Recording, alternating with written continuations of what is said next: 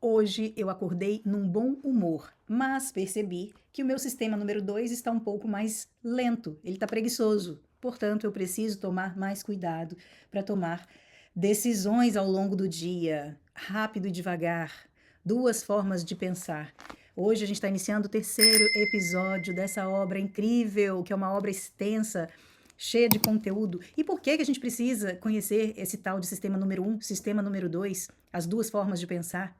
Para que isso, Adriana? Exatamente para que a gente possa identificar os dias que nós precisamos ter mais cuidado, os dias que precisamos acionar a nossa consciência para ela entrar em ação, porque são dias arriscados que a gente pode tomar decisões erradas. Mas vamos aqui respirar fundo para mergulhar nesse episódio número 3, porque tem muita coisa boa pela frente. Eu quero começar fazendo para você algumas perguntas. Você está preparado?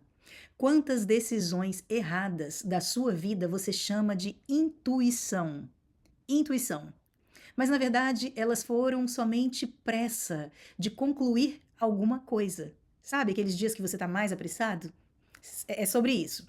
Então, você já percebeu que você muitas vezes comete erros, que você erra sempre do mesmo jeito? Mas você jura, de pés juntos, que cada erro foi uma situação diferente. E aí você fica criando justificativas para você mesmo. Você concorda que a gente não erra? Presta atenção, gente. Você concorda que a gente não erra por falta de pensar, mas sim porque a gente pensa rápido demais? A gente quer dar respostas rápidas demais. E eu tô dando risadas porque muitas vezes eu também me identifico com muitas das coisas que esse livro traz. Esse conteúdo, ele é para todos nós. Estamos aqui aprendendo juntos. Por que a gente decide tão rápido que alguém, por exemplo, é confiável, que um lugar é ruim ou bom, que um relacionamento não presta? E depois a gente acaba pagando caro por essas decisões que foram tomadas assim, ó, num clique, de repente. Você já parou para analisar que grande parte das certezas que você carrega hoje podem ter nascido de pouquíssimas experiências? Muitas vezes a gente precisa de poucos elementos para dizer que estamos fazendo as nossas escolhas. E calma, porque isso não significa que estamos fazendo escolhas, para dizermos que estamos fazendo escolhas. A gente vai chegar lá. Aliás, se você já assistiu o primeiro e o segundo episódio, você já deve estar entendendo um pouco aqui do que eu quero trazer. Seja muito bem-vindo a esse episódio número 3, pessoal, da obra Rápido e Devagar, Duas Formas de Pensar. Um best-seller, um livro conhecido no mundo inteiro. Até aqui nós já entendemos que o nosso cérebro odeia incertezas. Ele não gosta de esperar. Ele não gosta de jeito nenhum de ouvir frases do tipo: isso ainda não dá para saber. Ainda não tenho resposta para isso. Nosso cérebro não gosta de respostas assim. Muito menos de respostas que não tenham nenhuma conclusão, o que a gente chama de respostas inconclusivas aqui no livro. E é exatamente por isso que a gente cai numa armadilha sempre muito comum. E o livro conversa com todos nós quando ele traz essas cenas reais, né? A gente cai numa armadilha muito comum, que é tirar conclusões grandes demais a partir de poucos dados. Nós não pedimos muitas informações para a gente chegar a determinadas conclusões. A gente conclui as coisas baseado em poucas informações. Quer um exemplo muito simples? Imagina que você vai a um restaurante novo 2 vezes. Um restaurante que abriu na cidade, você decide visitar 2 vezes esse restaurante. Na primeira vez que você visita, o atendimento foi ótimo. Excelente. Na segunda vez, ele também foi um bom atendimento. O que você faz automaticamente? Você vai concluir, com base nessas duas experiências, esse restaurante é excelente. E você vai falar isso para as outras pessoas, inclusive. Pronto, essas duas experiências viraram uma verdade absoluta, baseada em somente duas experiências, né? Agora pensa ao contrário, você vai 2 vezes e dá azar nessas 2 vezes. O atendimento não foi bom, a comida chegou atrasada demais. Quantas pessoas diriam: "Ah, foi só uma coincidência"? Quase ninguém, né? Eu acho que se você parar um pouquinho para analisar isso, você vai ver que essa constatação ela é da maioria, sobre a maioria das pessoas. A conclusão ela vai vir muito rápido dizendo assim na cabeça da gente: esse lugar é péssimo. Você foi 2 vezes, você deu 2 oportunidades, mas o lugar, ele se mostrou um lugar péssimo. E isso, gente, é o que o autor ele vai chamar de lei dos pequenos números. Lei dos pequenos números. Para quem quer anotar, é o momento. A gente age como se pequenas amostras fossem suficientes para explicar uma realidade inteira, para a gente tirar uma conclusão definitiva, para a gente obter uma verdade absoluta a respeito de qualquer coisa. Na prática, o nosso cérebro ele trata 2 ou 3 casos como se fossem suficientes para termos estatisticamente relevantes aquela conclusão que precisávamos. É como se ali aquelas 2 informações, aqueles 2 acontecimentos fossem tudo que a gente mais precisava para chegar a essa conclusão. Mas na realidade, não são. Isso não é uma verdade. Então, um outro exemplo do cotidiano que ele traz é que alguém que inicia, por exemplo, num novo trabalho, nos primeiros dias, se ele tiver a infelicidade de tudo dar errado, o computador trava, a senha não funciona, o chefe parece uma pessoa mais distante, que não é muito de conversar com você. Quantas pessoas, diante de uma experiência dessa, não diriam: esse lugar não é para mim? Acabei caindo no lugar errado, vim parar no lugar errado. Quando, na verdade, aquilo que aconteceu não diz absolutamente nada sobre o ambiente como um todo. Ele vai dizer sim, só que eram poucos dias. A amostra é muito pequena. Não dá para a gente se basear naquela amostra de 2 dias, né? Vamos chamar de amostra, porque se fosse uma pesquisa que a gente estivesse fazendo, se trataria disso. O problema, gente, é que o sistema número 1 do cérebro, aquele que é rápido, intuitivo, automático, ele odeia esperar. Ele quer fechar uma história de qualquer jeito, a qualquer custo. Ele quer dar sentido, ele quer concluir. Ele precisa disso. E aí ele faz isso com o que ele tem em mãos, mesmo que isso seja muito pouco. Quando a gente passa a ter essa consciência, a gente com certeza vai passar a refletir melhor antes de tirar conclusões precipitadas a respeito de qualquer coisa na nossa vida. Então veja a utilidade que esse conteúdo traz, que ele tem pra gente no dia a dia, né? Nesse livro, esse autor vai mostrar como os dados reais deveriam conversar mais com a gente do que conversam. Ele fala, por exemplo, sobre pesquisas a respeito do câncer renal nos Estados Unidos, que alguns condados tinham taxas muito baixas de câncer e outras tinham taxas muito altas. E aquilo chamou a atenção das pesquisas. Quando os pesquisadores foram olhar um pouco mais a fundo, eles perceberam algo curioso. Tanto os condados com taxas muito altas, como os condados com taxas muito baixas, eles tinham algo em comum. Eles eram pequenos e pouco povoados. Então isso significava exatamente o quê? Qual foi a constatação que ele traz aqui no livro? O cérebro, gente, ele quer explicar tudo isso com causas muito sofisticadas. Estilo de vida, alimentação, política, cultura local. Mas a explicação, nesse caso dos condados, da pesquisa que foi feita aí na área médica, né, do câncer, ela era muito simples e menos confortável. As amostras eram insuficientes, pequenas. E aí, amostras pequenas produzem resultados extremos, para cima ou para baixo. E isso vai funcionar em todas as áreas da nossa vida, que envolvem o nosso lado comportamental. Isso acontece porque quando um grupo é pequeno demais, qualquer variação pesa muito. É como jogar uma moeda 5 vezes. Ele dá esse exemplo no livro.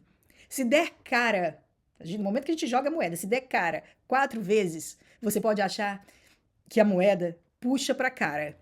E aí você já fala, tem algo errado aqui. Agora joga 100 vezes essa moeda. A chance de equilíbrio vai aumentar consideravelmente. Mas a nossa intuição, ela ignora isso o tempo todo. E é aqui que entra algo muito importante, que a gente precisa considerar. Não é falta de inteligência. Ninguém aqui vai estar falando de falta de inteligência. Simplesmente se trata de funcionamento normal da mente humana. Não é só com você, não é só comigo. Todos funcionamos nesse mesmo formato, nesse mesmo modo. A gente faz isso nos relacionamentos, no trabalho, com os nossos filhos, com amigos, com política, com dinheiro. Alguém investe 2 vezes e perde dinheiro. Qual é a conclusão desse investidor que acabou de iniciar a sua vida de investimentos? Investir é arriscado demais. Essa é a conclusão que ele vai tirar. Outra pessoa vai lá e começa a investir, investiu 2 vezes também e ganha. Qual que é a conclusão que ela tira? Opa, eu levo muito jeito para isso. Em ambos os casos, o cérebro está contando uma história grande demais, usando dados pequenos demais. Entendem? Quando a gente fala sobre tirar conclusões rápidas, pensamento rápido, entendem um pouco mais a respeito de sistema 1 e sistema 2? As 2 formas de pensar? Tá começando a ficar mais claro nesse terceiro episódio? Então, gente, quando a amostra é pequena demais, tudo deixa de ser confiável. O sistema 2, que é o mais lento, o analítico, até poderia ser o sistema do nosso cérebro que iria corrigir isso. Ele sabe que a gente precisa de mais tempo, mais casos, mais observações, mas ele é preguiçoso. E se o sistema número 1 já entregou uma narrativa plausível, pronta, o sistema número 2, ele vai aceitar. Ele costuma aceitar. Lembra que ele é preguiçoso? Ele não quer entrar em cena? E é por isso que a gente confunde sorte com padrão, coincidência com tendência, episódio isolado com regra. Nós temos a tendência de confundir essas coisas. No dia a dia, isso aparece de forma muito sutil. Então, analisa, reflete junto comigo. Uma pessoa que te trata mal uma vez, uma única vez, seu cérebro rapidamente pensa: ela é assim. Seu cérebro vai tirar uma conclusão. Essa pessoa é assim. Bastou ela te tratar mal uma única vez. Um colega ajuda 2 vezes. Ele resolveu te ajudar 2 vezes. Ele sempre ajuda. Essa é a conclusão que a gente tira. Você coloca um sempre no meio. Ele sempre me ajuda. Um filho tem uma fase difícil, está passando por uma fase difícil na vida dele. A gente tem o hábito de falar o quê? Até para as outras pessoas. Meu filho está muito complicado, ele é complicado. Pouca gente para e pensa: será que isso é só uma fase? Será que eu estou analisando dados suficientes? Será que eu estou considerando outros fatores antes de tirar essas conclusões que eu estou tirando? A lei dos pequenos números, que é como o autor explica no livro, ela vai trazer para a gente, ela vai explicar que histórias pessoais são tão convincentes, mesmo quando estatísticas dizem o contrário. Elas são convincentes. Porque a nossa mente ela confia mais em poucos exemplos vividos do que em grandes conjuntos de dados frios. Ela precisa do calor humano, ela quer ouvir a história, ela não quer saber de analisar informação, dado, ela não quer se aprofundar. Por isso a gente sempre diz que é o lado preguiçoso. E isso vai levar a gente a um ponto importante. Quanto menor a amostra, mais cuidado a gente precisa ter. Quanto menor for essa amostra, mais cuidado a gente vai precisar ter, sempre. Mas a gente faz exatamente o oposto. Quanto menor é a amostra, mais rápido a gente quer julgar, a gente quer chegar a uma conclusão. E aí esse livro, ele não está dizendo para você virar uma pessoa fria, passar a se tornar uma pessoa que só confia em dados, em números, matemática, completamente desconectada da realidade. Não, não é sobre isso. Ele realmente está trazendo para você a importância de algo muito mais prático. Desconfie das conclusões que parecem rápidas demais, daquelas conclusões que você mesmo tira rápido demais, fáceis demais, definitivas demais. Desconfie das verdades absolutas que te contam. Desconfie. Quando alguma coisa acontece poucas vezes e você já sente vontade de cravar uma verdade absoluta sobre aquilo, esse pode ser um sinal de que você está indo pelo caminho errado. Talvez não seja intuição, talvez seja somente pressa. Pressa do teu cérebro. Não é proposital, não é consciente, mas está acontecendo. Acontece. E entender isso vai mudar completamente a sua vida, como um todo. Completamente a forma como a gente interpreta o mundo e como a gente interpreta, inclusive, a nós mesmos, como indivíduos. Porque muitas vezes, gente, o problema não é a realidade. O problema vai ser o tamanho da amostra que a gente está usando para chegar a determinadas conclusões, para explicar essa realidade. A gente quer explicar coisas complexas de uma forma muito simples. Para isso, a gente precisa fazer análises rasas. Entendem? Depois de tudo isso, gente, tem uma coisa que começa a ficar muito clara num certo trecho do livro. A nossa mente ela tem uma dificuldade enorme de aceitar o acaso. E isso ele traz como um ponto que pode até ser um pouco polêmico, e eu vou explicar por que pode ser polêmico. Por exemplo, a gente não gosta da ideia de que algo simplesmente aconteceu e ponto, sem motivo nenhum. O cérebro da gente não gosta. Sempre que algo dá errado, ou que dá certo também, a primeira reação que nós temos é procurar uma causa, um motivo para aquilo ter dado certo ou para aquilo ter dado errado. Então pensa, por exemplo, numa sequência simples do dia a dia. Você pega o seu carro, e por 3 dias seguidos você vai pegar trânsito muito pesado, por exemplo, aquele tráfego muito intenso, né? E esse trânsito pesado acontece no mesmo trecho, no mesmo ponto ali por onde você está passando nos 3 dias consecutivos. Qual vai ser o seu raciocínio? Qual vai ser o seu pensamento? Alguma coisa mudou ali naquele trecho da rodovia. Deve ter algum semáforo mal programado, uma obra, um acidente recorrente. Quase ninguém vai pensar o seguinte: 3 dias consecutivos? Tá bom, pode ser só uma coincidência. Agora imagina o contrário. 3 dias seguidos também, 3 dias consecutivos, em que o caminho flui, que é uma beleza. Flui além do normal. A mente vai fazer exatamente o mesmo movimento. Opa, eu descobri aqui, eu acabei de descobrir o melhor horário para eu passar por esse trecho. Esse é o melhor trajeto. Acabei de aprender o segredo. Chega em casa e sai contando para todo mundo isso. Eu sou o cara, né? Então, o que o autor mostra é que o nosso cérebro, ele trata sequências aleatórias como se fossem intencionais. A gente vê padrão onde pode não existir padrão nenhum, simplesmente. E por que eu cheguei a falar que esse ponto era polêmico? Porque quando ele fala que a gente precisa encontrar a causa em tudo, muitas vezes a gente busca a causa até na fé, nas nossas crenças, que é um ponto que ele nem entra muito no livro, mas acaba podendo gerar um conflito na cabeça de vocês aí, e é bom que a gente reflita a respeito disso. Tudo isso que ele explicou, gente, acontece porque o sistema número 1 é uma máquina de contar histórias. E olha, ele vai olhar para os fatos e tentar organizar tudo em uma narrativa sempre muito coerente. Precisa ser uma narrativa coerente. Uma história sem causa não parece uma boa história. Ninguém acredita numa história que não tenha causa. A história precisa ter causa. Isso é do ser humano. No livro, isso vai aparecer quando ele fala da diferença entre causa e acaso. A maior parte dos eventos da nossa vida é influenciada por uma mistura dos dois, um mix das duas coisas. Mas nós tendemos a superestimar a causa e subestimar o acaso. A gente superestima a causa, a gente valoriza, a gente fala muito sobre a causa e a gente subestima o acaso. O acaso ele quase é nulo, quase nunca ele acontece. Por mais que ele seja um fato, ele quase nunca vai ser verbalizado.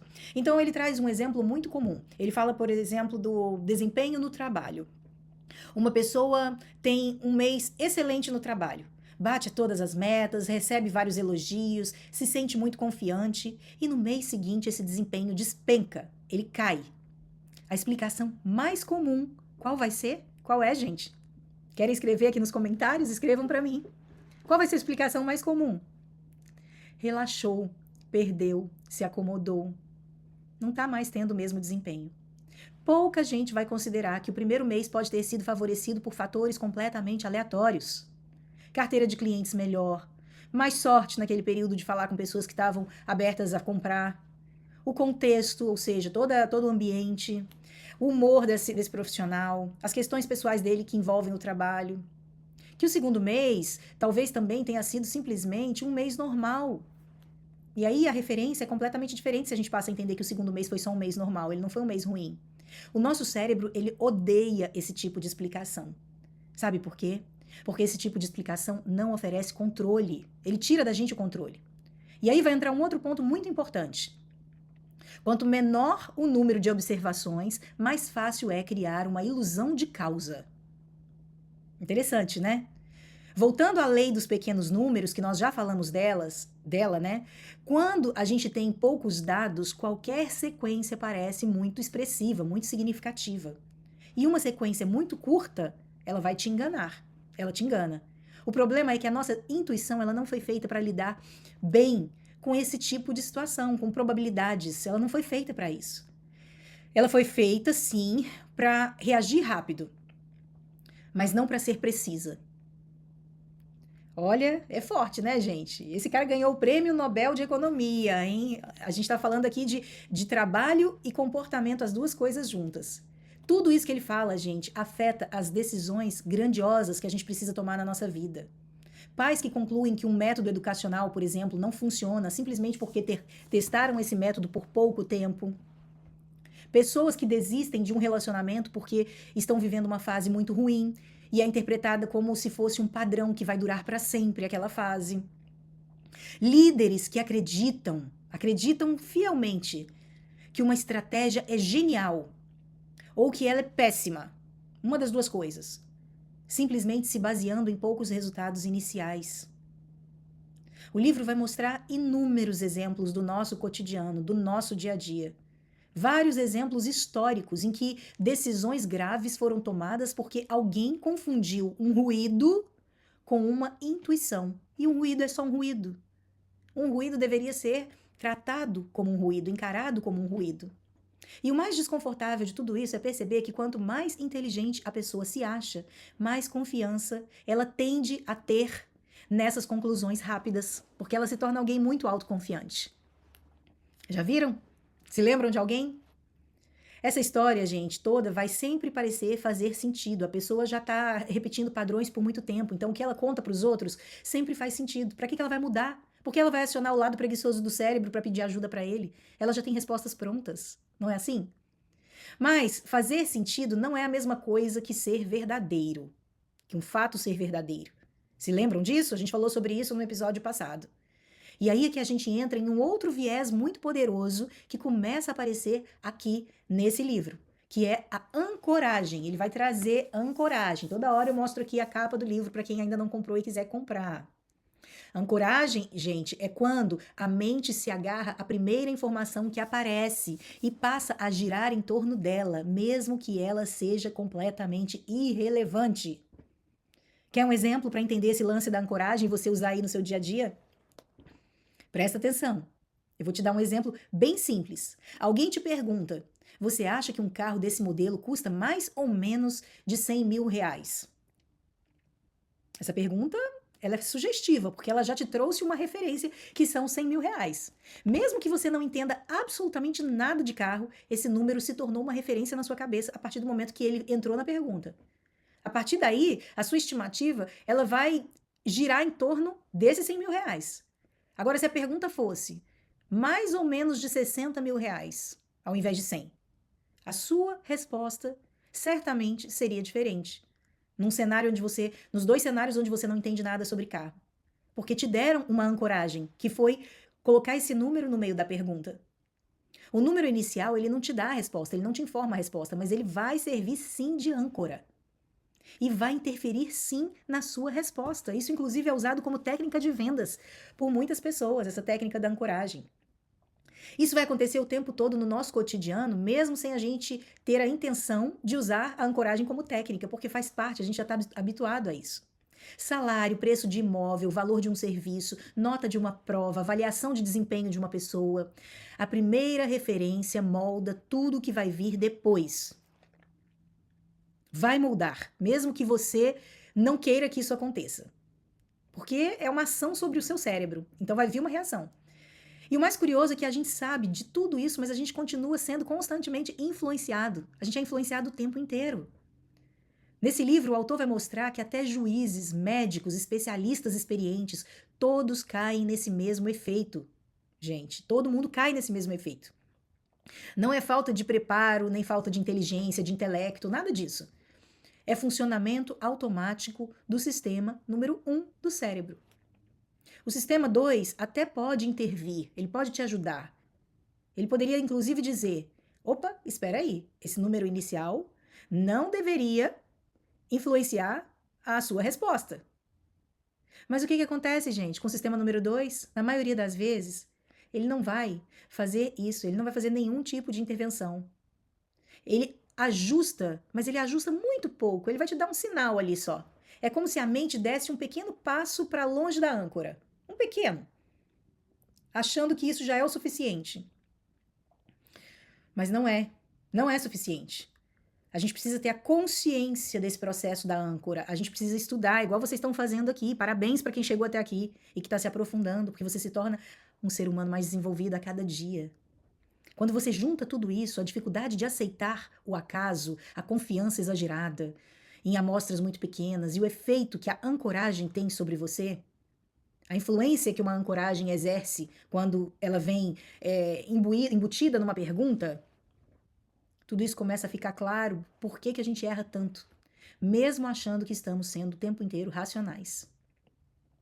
A mente não é preguiçosa, ela é econômica. Ele chama de preguiçoso o sistema 2, mas é quase um apelido, né? É uma brincadeira, porque na verdade ela é econômica. Ela tenta resolver as coisas rápido, com o menor esforço possível, ela tenta economizar energia. E o problema não é errar, o problema é não perceber de onde o erro vem.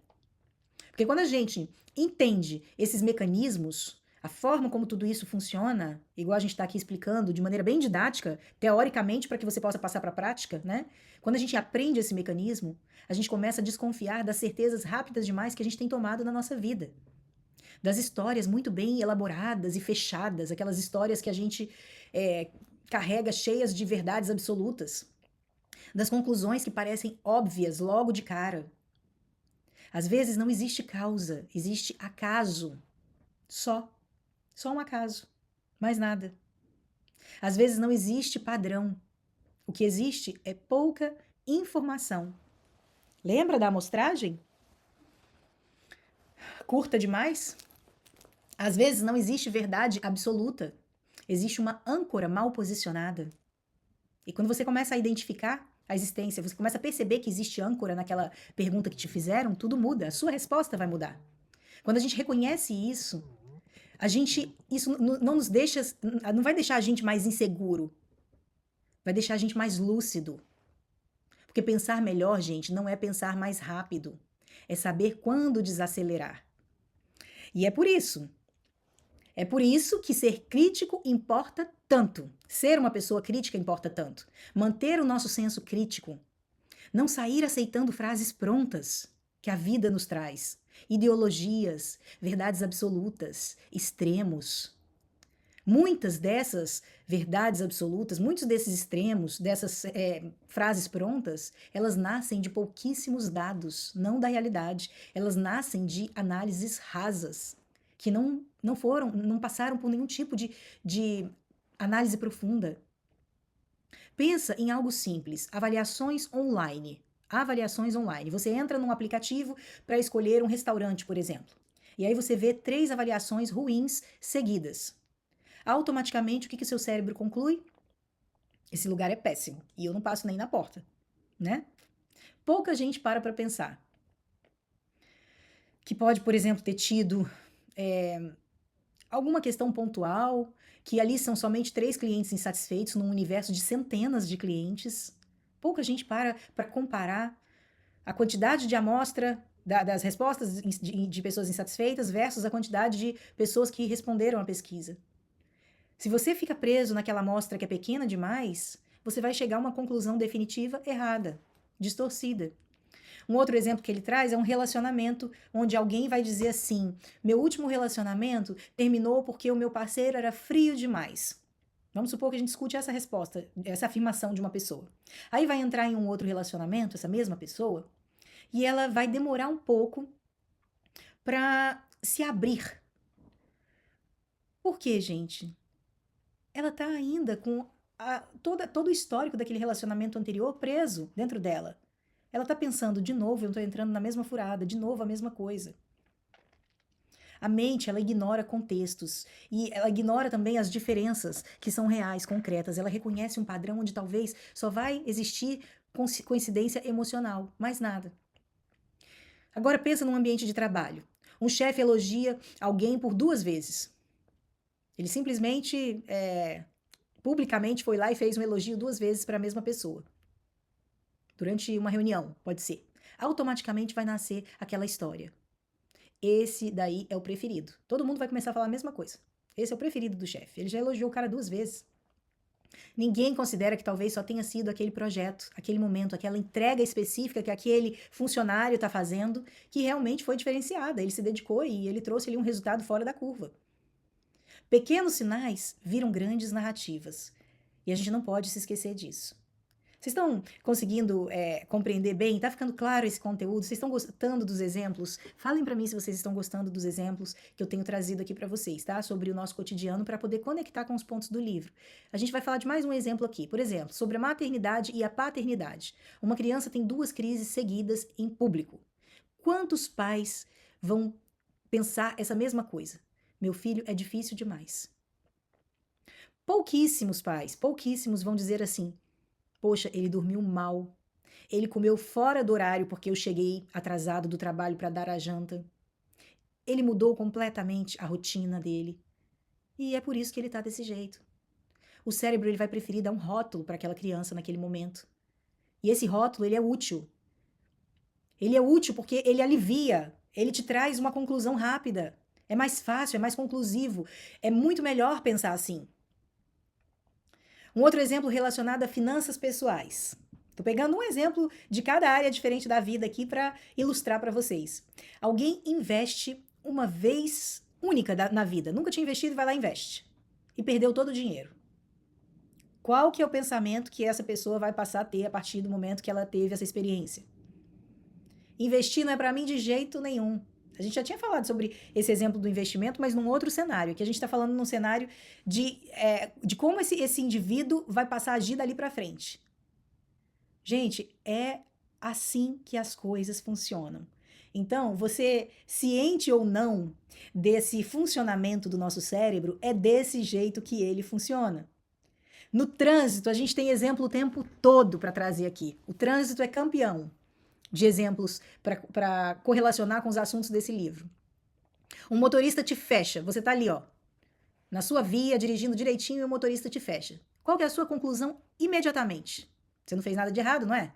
Simplesmente a outra pessoa foi lá e te deu uma fechada. A conclusão imediata que você tem é: as pessoas estão cada dia mais mal educadas, o ser humano é mal educado.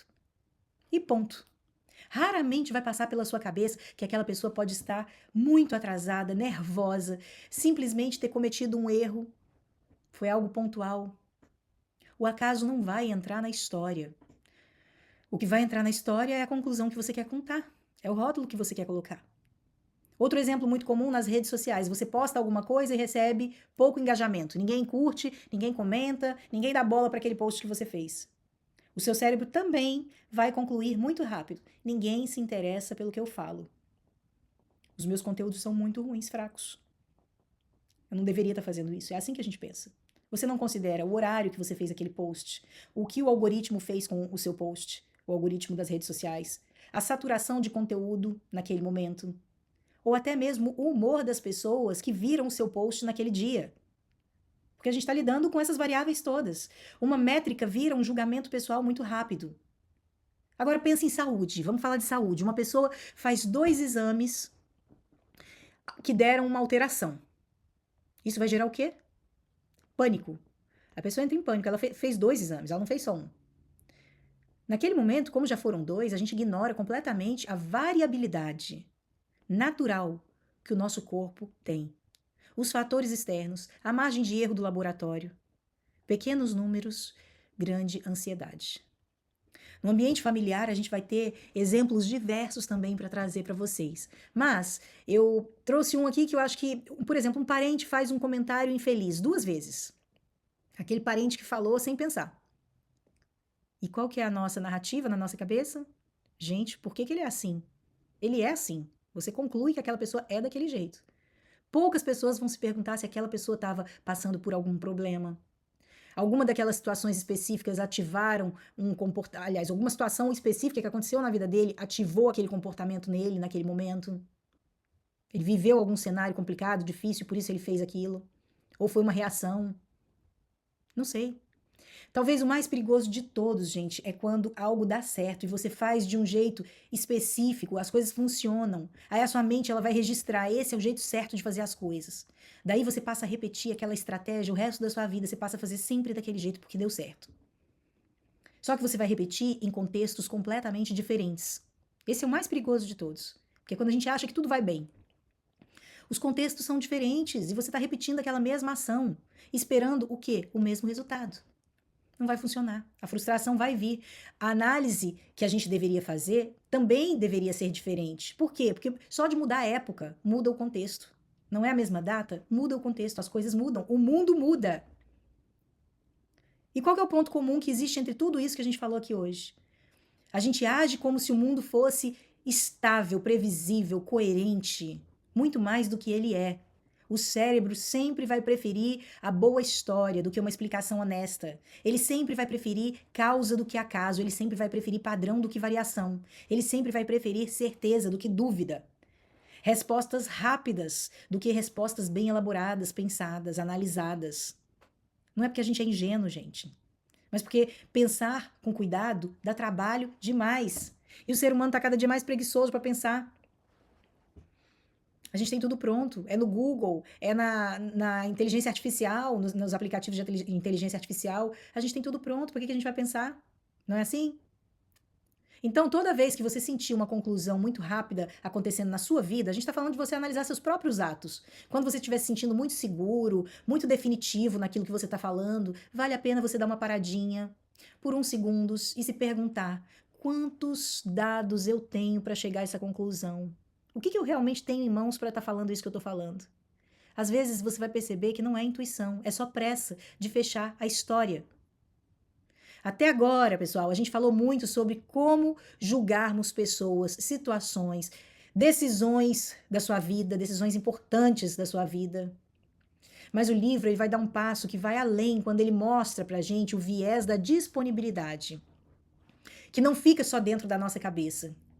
Ele escala, ele vira um clima emocional, vira uma opinião pública, vira política. E aqui que a coisa fica ainda mais interessante. Aqui que tudo começa a ficar ainda mais interessante. Pensa no medo, pensa em medo, né? Na palavra medo. O medo, ele não nasce de estatística. O medo vai nascer de imagem mental, imagem que a gente projeta na nossa mente. Medo, gente, é do que vem fácil à memória, do que é vivido, do que é recente, do que emocionalmente está carregado demais. É por isso que riscos raríssimos, mas muito noticiados, que passam muito na televisão, por exemplo, parecem ser gigantes. Aquela coisa que quase nunca acontece, se começa a passar na TV, se começa a sair na mídia, muitas vezes, vai gerar em você um pânico, um pavor. Enquanto riscos que são mais comuns, se ficam silenciados, se a mídia não traz à tona, vão parecer irrelevantes. Você não dá importância. Quantas pessoas têm mais medo de avião do que de carro? Mesmo sabendo que o risco estatístico é muito menor de acidentes. E o problema não é a falta de informação nesse caso, não é? É a disponibilidade emocional, que é o que ele traz pra gente. Por isso que ele fala que o mais interessante de tudo é quando a gente percebe que a disponibilidade emocional pode escalar todas esses comportamentos, essas emoções. Escala, aumenta, potencializa. Repetição, manchete. Um acidente aéreo, por exemplo, vira uma imagem na nossa cabeça. O risco de um carro não vira uma história, vira uma rotina. Por quê? Porque você anda de carro toda hora. E o livro ele vai mostrar que isso cria uma distorção muito perigosa. A gente avalia os riscos pela intensidade das nossas emoções, não pela probabilidade real que aquele risco tem de acontecer. É tudo muito voltado para a emoção. O caso da pandemia, o caso de guerras, esses cenários todos que geram nas pessoas palpitação cardíaca, né, aceleração cardíaca, uma série de coisas. E esse é o coração da heurística do afeto. Ele traz esse termo no livro, heurística do afeto. Quando alguma coisa nos causa uma certa repulsa, medo ou indignação, automaticamente a gente vai julgar aquilo como sendo mais arriscado. Heurística do afeto. Parece difícil, gente, mas não é. Você não precisa se lembrar de todos esses nomes, é bom que você se lembre dos conceitos, porque os conceitos são importantíssimos. Quando alguma coisa é familiar pra gente ou confortável demais, a gente subestima o risco. Isso aparece o tempo todo no nosso cotidiano. Por exemplo, uma pessoa vai falar pra você assim: ah, isso é natural, sempre foi feito assim. Isso é normal, já estou acostumado. O cérebro traduz, isso é seguro, não tem problema. Outra coisa que soa bem artificial é quando imediatamente a gente acha perigoso fazer alguma coisa porque a gente ouviu falar que aquilo é perigoso várias vezes. E aí aquilo a gente começa a passar para outras pessoas, a gente começa a abastecer esse sentimento dentro da gente, é o tal da informação que vai para a mídia. Agora, leva isso para as decisões coletivas, em grupos grandes, quando a gente falou de envolver política, quando a gente leva esses burburinhos, essas informações de mídia para grupos grandes, qual é a proporção que isso ganha? Quando a mídia vai insistir num tema por semanas e semanas, porque ela quer convencer um grupo de pessoas, quando ela traz sobre crimes específicos, riscos específicos, escândalos isolados, e aí começa a bater naquele ponto específico ali por muito tempo, a gente cria o que ele chama de cascata de disponibilidade. É um outro termo do livro. Cascata de disponibilidade. Efeito cascata. Muita gente já deve conhecer, né? As pessoas começam a falar sobre aquilo em efeito cascata. É a cascata de disponibilidade emocional. Os políticos respondem a uma pressão emocional da população, graças a veículos grandes de mídia que começam a bater naquela tecla. Recursos são desviados de um lugar para ir para outro lugar por conta dessa massa. Leis novas são criadas, mesmo que o risco real não justifique aquela prioridade, mesmo que não seja uma realidade. O livro também vai mostrar para a gente que muitas políticas públicas nascem não de dados, mas sim do pânico amplificado. Isso é um fato, isso é um estudo que ele faz nesse livro aqui. E isso não acontece porque as pessoas são más ou porque elas são burras, nada disso. Acontece simplesmente porque o sistema número 1 coletivo, de todo mundo ao mesmo tempo, vai funcionar exatamente como funciona o sistema individual de uma pessoa, de um ser humano. Ele reage ao que está disponível na memória. E se isso acontece com uma pessoa, vai acontecer com muitas pessoas ao mesmo tempo. E aqui tem um ponto muito sutil que a gente deve considerar. Ele é sutil, mas ele é essencial. Eliminar a emoção não é a solução. Não é a solução eliminar a emoção. O próprio autor vai deixar muito claro isso pra gente. Que a gente não deve eliminar as emoções. Emoções carregam informação. Elas precisam fazer parte desse contexto, desse grupo de decisores. O problema não é sentir, o problema é decidir só à base de sentimentos, sem fazer as checagens, as verificações adicionais. Por exemplo, mais um exemplo. Verificações através da estatística. É por isso que ele mostra que o conflito entre especialistas e o público geralmente vai ser grande. Existe um conflito que é histórico já entre especialistas e pessoas, e público, população. Os especialistas falam muito em números, probabilidades, médias. O público vai trazer histórias, exemplos, casos específicos, vivências reais. Nenhum dos dois lados está completamente errado ou certo. Nenhum dos dois lados. Eles só estão usando sistemas diferentes para avaliar o mesmo risco. Gente, tá ficando claro? Vocês estão conseguindo entender todo esse contexto? Olha, eu vou dizer para vocês, é profundo, mas eu acredito que a partir do momento que a gente se abre para esse conhecimento, tem muitas coisas boas que vêm pela frente. Você já está inscrito aqui no canal? Você já ativou o sininho para ser avisado sempre que tiver um conteúdo novo feito para você? Eu quero te dizer uma coisa. Nós estamos às terças e quintas-feiras falando de rápido e devagar, as duas formas de pensar, que é esse cara aqui, esse livro aqui. Aos domingos, às 11 horas da manhã, nós estamos com o livro O Cérebro da Criança, que é esse outro livro aqui, essa outra obra. Você é muito bem-vindo para participar de todos esses estudos que fazem parte do Papo de Livro. Eu quero deixar claro que o primeiro passo para se desenvolver é esse que você está dando.